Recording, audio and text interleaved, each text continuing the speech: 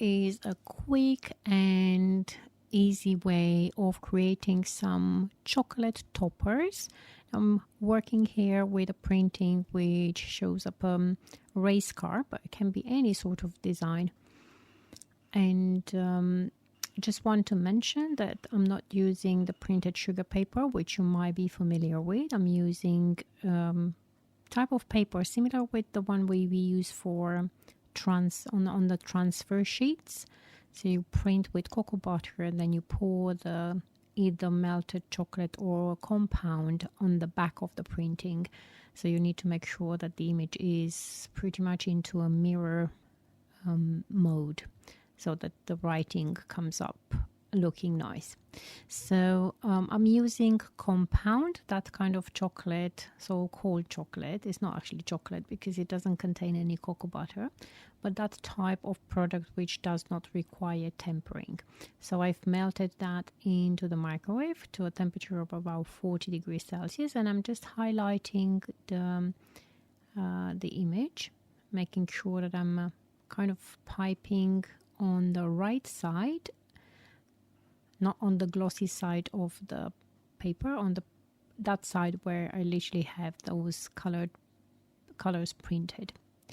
I would suggest to highlight the decoration, especially if you've got to deal with large size decorations, and then fill the core, the center, as when you pipe the edges, they intend to get a little bit firm. So when you float the center, then that firm edge just keeps everything into place, so you don't get spillages and it all looks nice and tidy.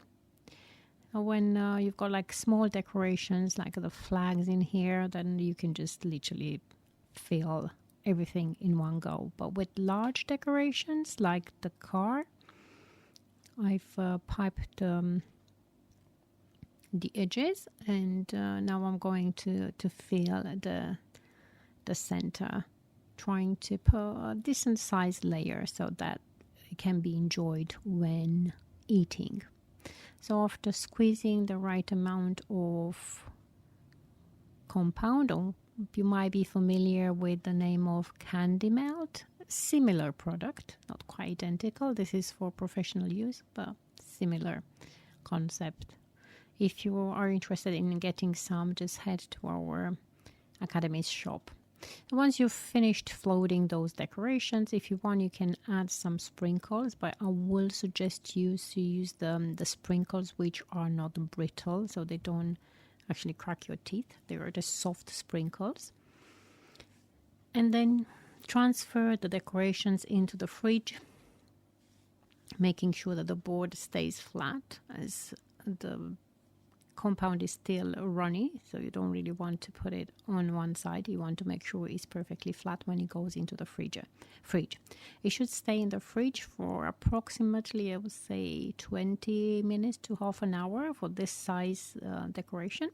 And when it comes out, almost all the time, the acetate paper is already peeled off, but if it's still stuck to the decorations, you will have to peel the paper away.